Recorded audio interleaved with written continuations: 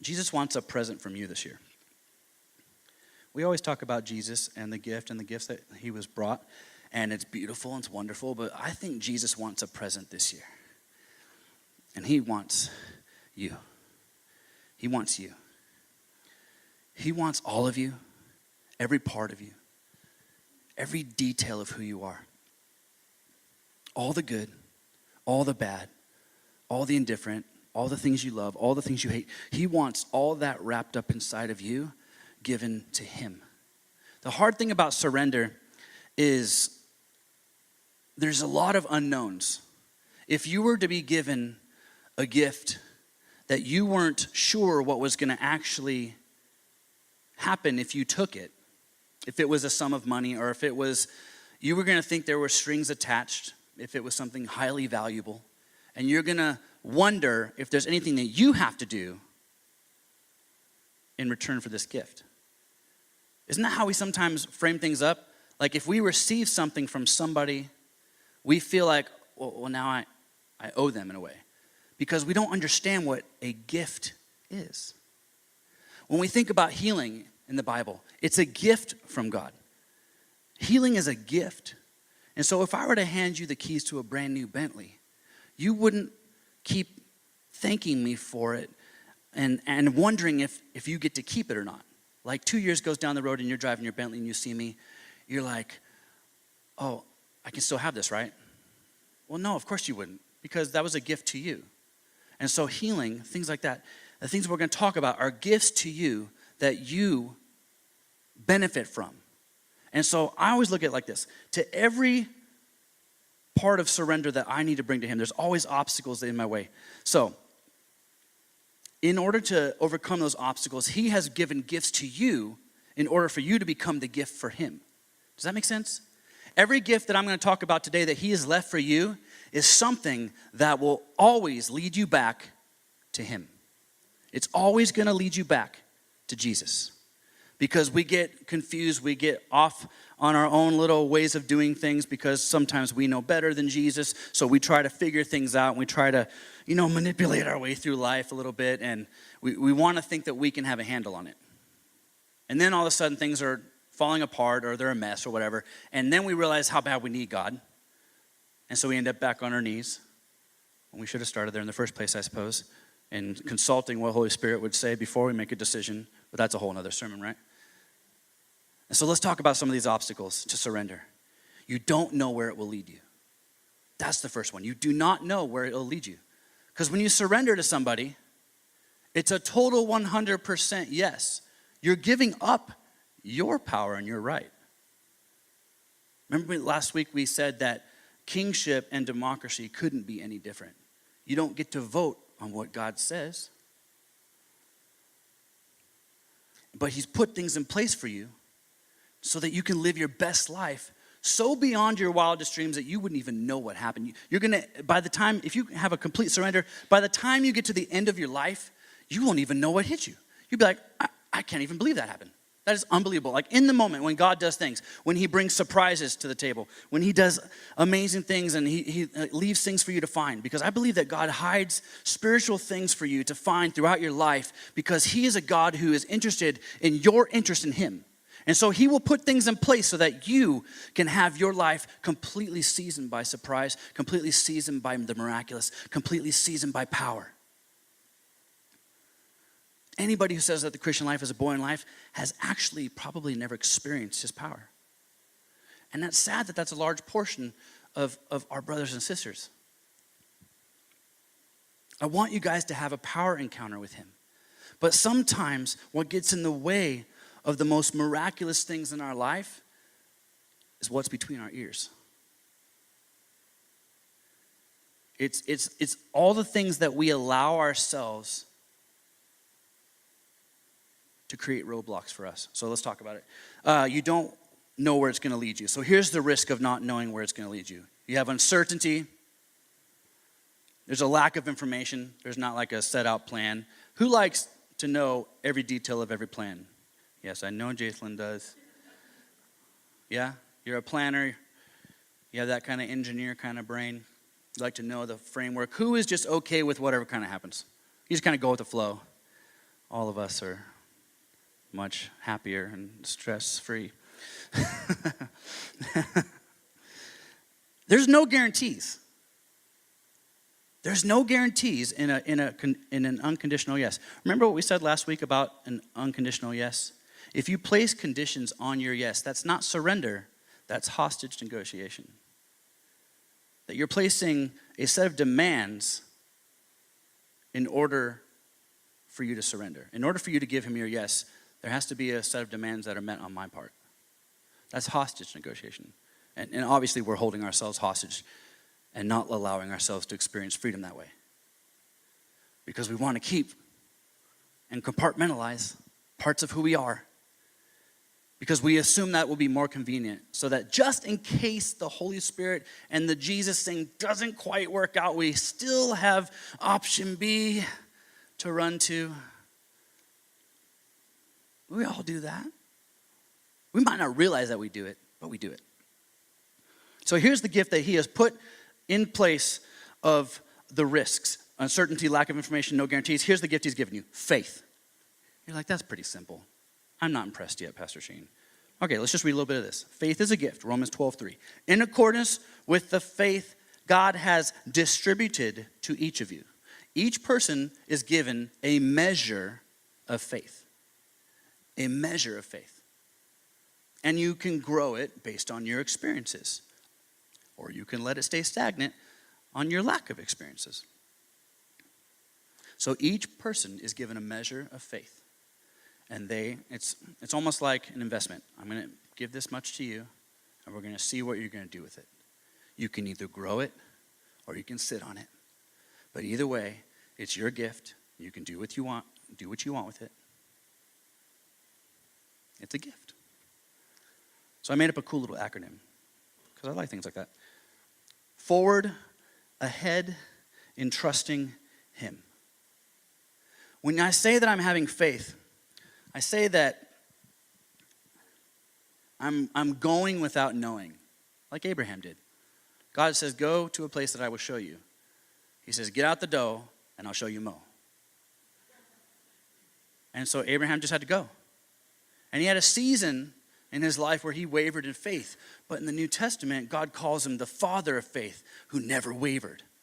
See, God sees your story so much differently than you see it. He called David a man after his own heart. And David was a murderer and an adulterer. But God says, that's a man after my own heart. You're like, what?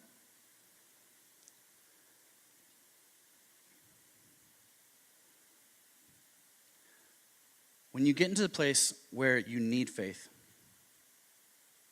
you can always trace it back to the seed of what he has planted inside of you.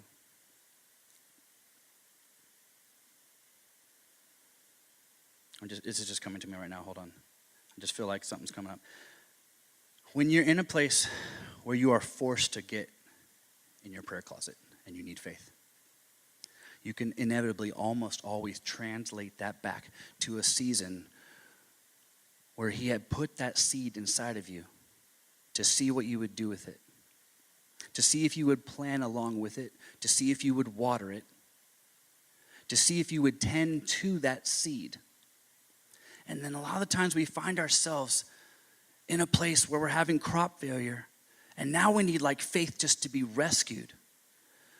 When in the original state of the seed planting phase, he was giving you the measure of faith so that you would pour into what he has said for you to do.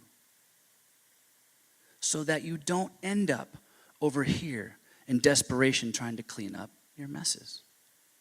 He wants you to be triumphant. So the risk is uncertainty, and the risk is no guarantee. But the gift that he has given you is faith, which will inevitably bring you back to him, because it's all about intimacy. Second thing is, what if it's too hard? Well, like I said, anything worth it is going to be hard. But here's the risks. Failure. Nobody wants to fail. Too stressful. Especially if you have a high stressful life. The last thing you want to do is add something to it. You don't want to go cray-cray. No cray-cray during Christmas. What if I can't handle it? Because you know that verse that's not in the Bible that people say? God will never give you more than you can handle. Not in the Bible. It's not in the Bible. I believe he equips you for what you are meant to become. And you do with that what you will. You can grow it or you can sit on it. But he has given you what you need to succeed. Everything that you need about who you are.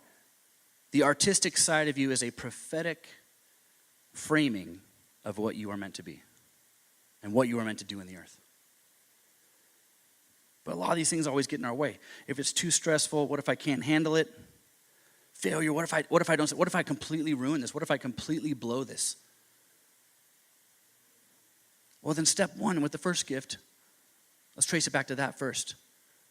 Okay, well, I have faith. I know God said I can do this. But in this moment, I'm completely riddled with fear. So he has a gift in place for that. And it's peace. His peace. Let's read you a verse. John 14:27, the Passion Translation. I leave the gift of peace with you, my peace, he says. Not the kind of fragile peace given by the world, but my perfect peace. Don't yield to fear. Man, I could talk a long time about that one right there. But don't yield to fear or be troubled in your hearts. Instead, be courageous. So he's giving you the opposite. What's interesting about how you get courage is by having peace. You would think that it would be standing up and facing something in a motion to fight, wouldn't you? Well, that's that because that looks like courage, right? I'm going to stand in opposition to this thing that's opposing me. But what he's saying is, my peace I leave with you is what will lead you to courage.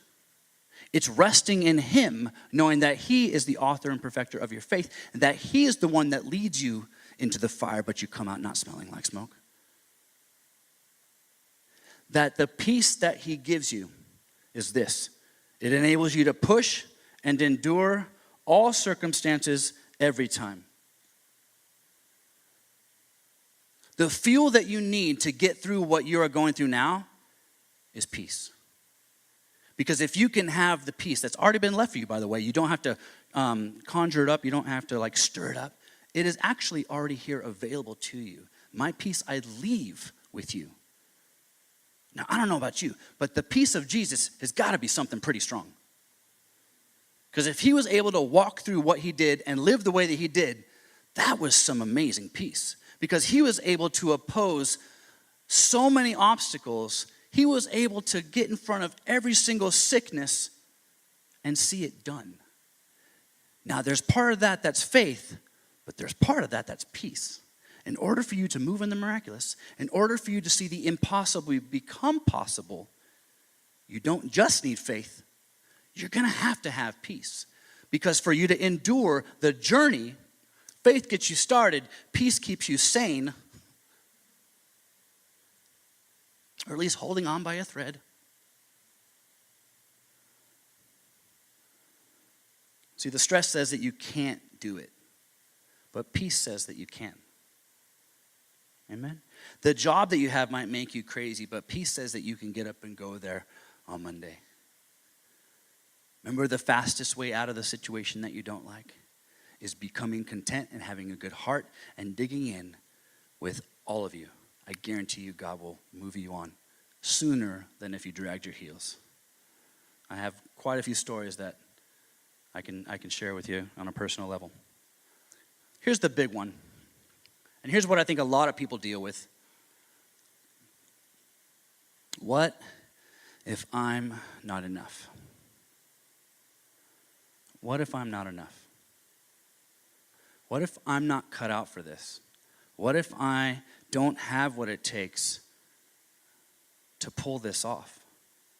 Like logically, we in a conversation with another Christian, it would be very easy for us to just say, yes, I'm blessed by the best. I believe what God says, and we're just carrying on every day, and we're just pushing towards what God's saying us to do. That's what we say to each other. But inside, you're dealing with something else, right? Inside, you're dealing with, what if I cannot pull this off? Because what if I don't have the strength and integrity that it's going to take for me to get there?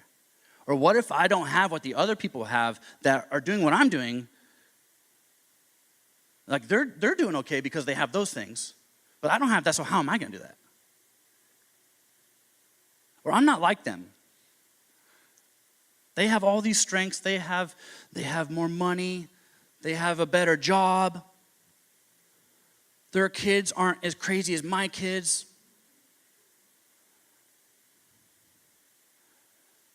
Comparison kills dreams because it causes you to quit before you finish. Comparison with anything and anyone is a one-way ticket to disappointment. Why? Because it's a rabbit trail that leads nowhere. You can't be compared to anyone else because you've never happened before. You're in the middle of your story, and no story has ever been written like yours because yours is the only one. But why do we do this? Why do we constantly compare ourselves to other things? Other people that are doing what we're doing, or they're doing it better, or they have better this, better that, better this, better that. Wah, wah, wah, wah, wah.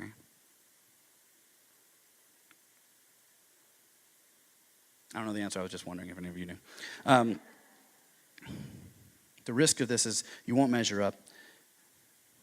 Maybe you won't be able to pull it off like others. And this gift that I'm going to share with you, you're going to be like, yeah. Oh, she already put it up. She wasn't even waiting for me. Got to wait for the anticipation build-up, man. Love. Or here's what it stands for. Living out victory every day. And you're like, yeah, whatever.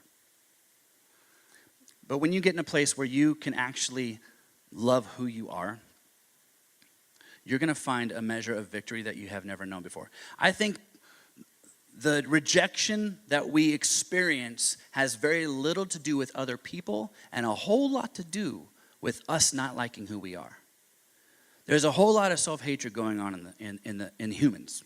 I could say in the church, but it's in humans because we're all trying to compare ourselves to everybody else. We're all trying to just, if I can look like that, or if I can have that, or if I could have more money, or if I could do this or that, then I'll be happy.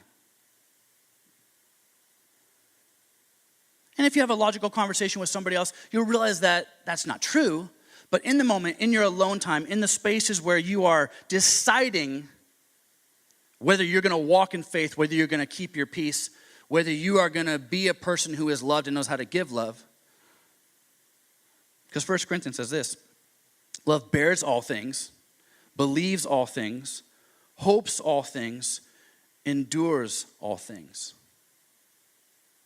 So how can you use your story, compare it to somebody else, which is a completely different story? Your book is one of a kind. You've never happened before. You're in the middle of being written. So what if this chapter is messy? The next chapter is going to be better. The ending is going to be amazing because he's already written it out for you. It doesn't matter what it looks like right now. Love is a long story. And in order for you to get to the parts that you are actually going to enjoy, you have to go through the conflict. You have to oppose the enemy. You have to have conflict to have a good story. And a lot of the times, the biggest villain in your story is going to be you. Because you're fighting yourself saying you don't measure up, you're not good enough. Never sounds like that. You say it to yourself in ways that are in code. You say it to yourself by comparing to others. And the way that you're telling yourself that you're not good enough or that you don't measure up is by looking at somebody else and wishing that you were them. Or wishing you had what they had. That's how you are defeating yourself. You need to come to the place where you have a love encounter, where you realize how much you are loved. See, we can all believe that we're loved by Jesus. Nobody has a problem believing that. Like, yeah, of course I believe that. But do you love you? That's the issue right now. If you don't love you, there's a problem. And there's a problem that needs to get healed today.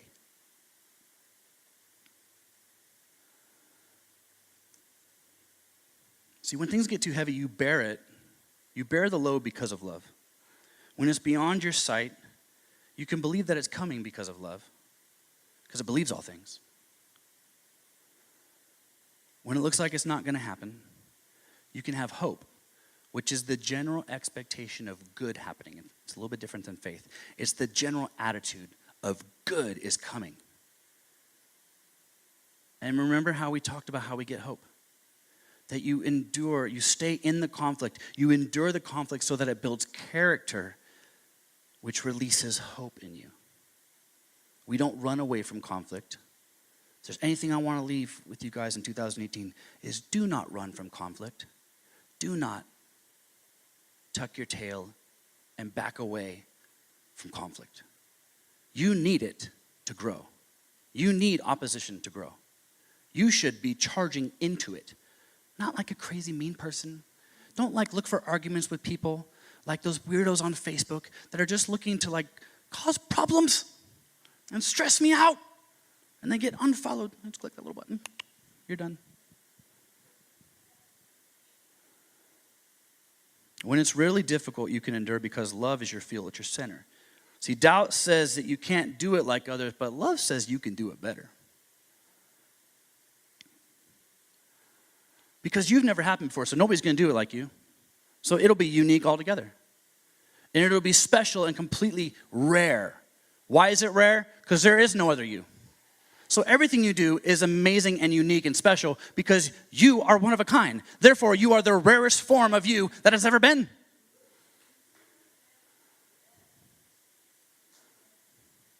Insecurity says, I won't make the long haul. But love says, he has already gone before me to prepare the victory. That's what the Bible says. So either the Bible's true or what? So he prepared these gifts for us. Faith, peace, and love. And he leaves these things with you for a reason. Because inevitably, number one reason is that it's going to lead you back to him. He wants to connect with you. And if there's one thing I believe in more than anything else, is that face-to-face with the Father is the absolute most important thing about existing at all. Is learning to know him. Knowing his voice. Knowing what he sounds like. For your own benefit first. And then you help build up others. So everybody, I used to be a spiritual gift chaser when I was young. It was amazing and fancy, and it seemed like really neat, when you're young. And God's okay with that. He doesn't care. He's not intimidated by that. But it wasn't until I found out later that the entire point of those gifts was to lead them back to the absolute one thing, which is him. It's all about him. He heals because he loves. He prophesies your best days to come into pass because he loves. And so when we do that for other people, we are prophesying. The reason why we're doing it is because we love. And we know that if we can just connect them to him, game on. And so this Christmas, I want you guys to realize what it's all about. Because the last 3 weeks we've been talking about it. If you haven't been with us for the last 3 weeks, feel free to listen to the messages. It was called Secrets of the Magi. It was all about breaking down what the gifts are. Because what we found is that it comes down to just these three things. Gold, hard to forget it. Gold, frankincense, and myrrh, which is the first, our surrender to him. The second one is our approach towards him. And the third is our intimacy with him. So it doesn't matter what you have and what you don't have. If you can break it down to just these three things and keep it that simple, then Matthew 6:33 is going to start astoundingly make sense in your life. It says, seek first the kingdom of God and his righteousness, and then all these other things. Does anybody like things? I like things. But the key to that is him first.